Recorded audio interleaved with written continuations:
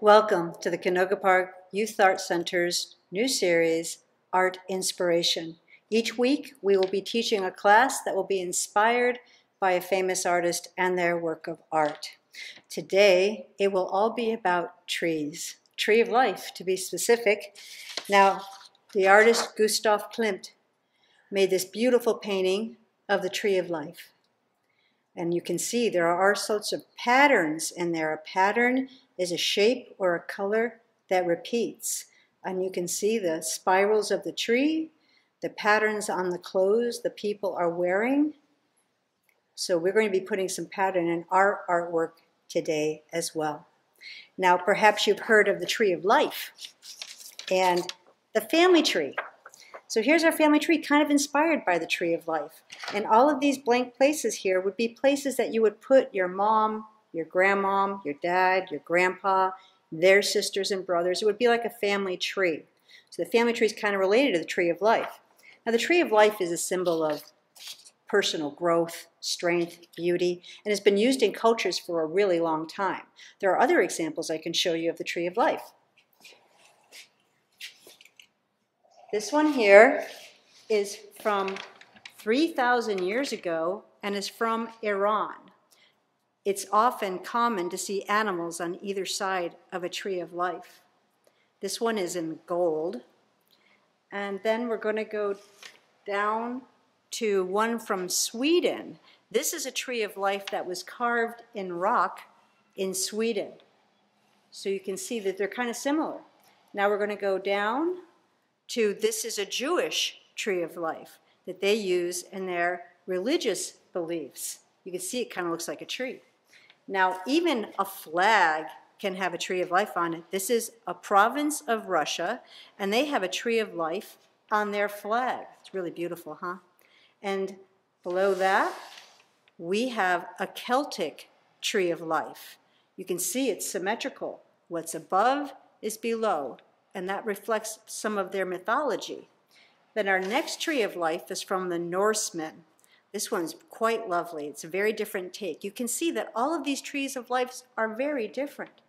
Now, our next tree of life is from Mexico. It's also a candle holder. They use this type of candle holder during their festival Días de los Muertos, Day of the Dead. So their tree of life is used in that celebration, and it holds candles. Our next tree of life is a tapestry from China. That means it's sewn and embroidered. And you can see, again, there are two animals at the base of our tree of life. This is how we see them a lot of times. And our last tree of life is the Native American tree of life. The Native American culture, corn is big. Corn was their whole, without corn they couldn't live. So for them, the tree of life is a stalk of corn. So as you can see, the tree of life's been around for a really long time. So let's see what we're going to be doing today. Here is the tree of life that I thought we could make today. Now, you can see it's a little like Gustav Klimt's. It has our spirally branches, but we don't have people in ours, but we are going to have this really cool pattern going on underneath. So, are we ready to start our tree of life? Let's start. Okay, for our tree of life, the first thing that we need would kind of be like a horizon line.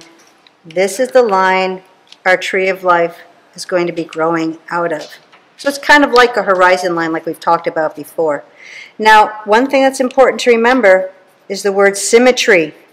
Symmetry means what's on one side is on the other.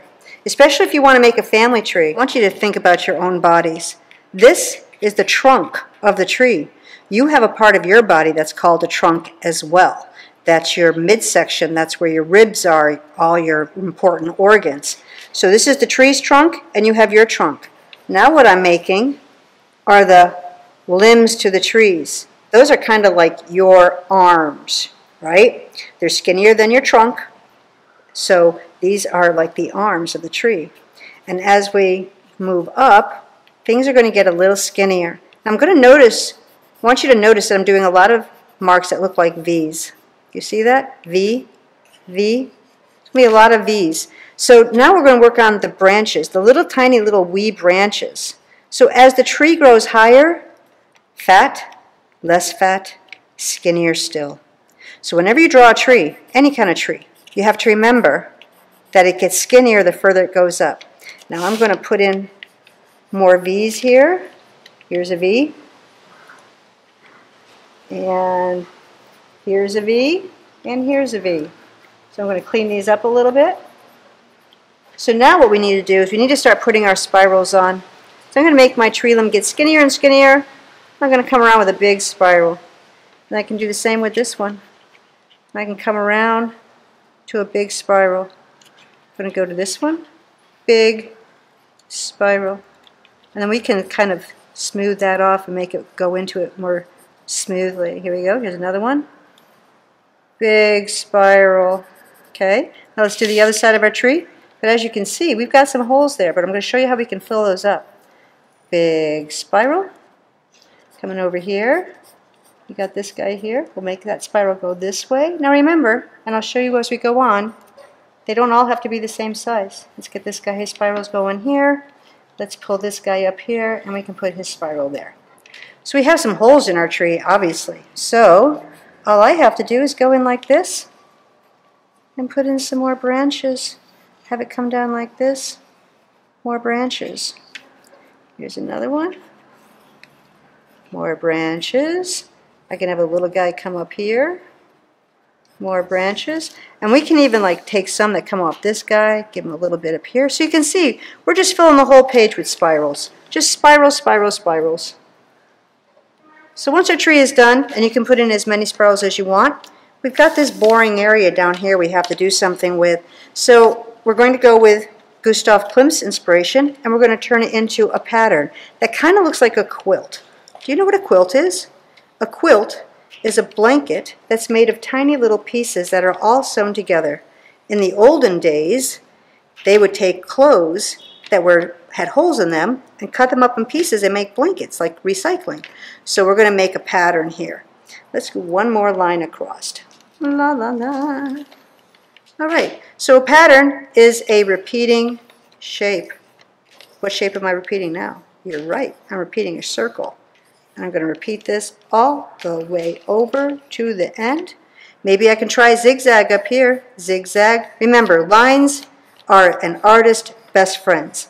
Lines can be fat, skinny, short or long, curvy or zigzaggy. But no matter what lines we use, they're always our best friends in making art. Now here is your basic line drawing of our tree of life. We would clean it up, and then you can do some really cool things with this. Let me show you what I did with mine. Here's my upgraded tree of life. Now, I used oil pastel for the tree, and then I used watercolor behind the tree. And you may know that oil pastel has oil in it, and it will resist watercolor. So when I painted over these guys, I just painted right over them. The oil pastel did not take the paint, so I didn't have to paint around all those things. But then I wanted to add something special, so I found some green paper, and I cut out all these leaves. Now if you wanted to make a family tree, you could put somebody's name on each one of those leaves, and when someone was born, you can add a leaf to your tree. It would be a great family tradition to keep. So today, it was about the trees, tree of life. We got to look at examples from history, and we got to learn how to make our own tree of life. Thanks for joining us here at the Canoga Park Youth Arts Center. We'll see you again.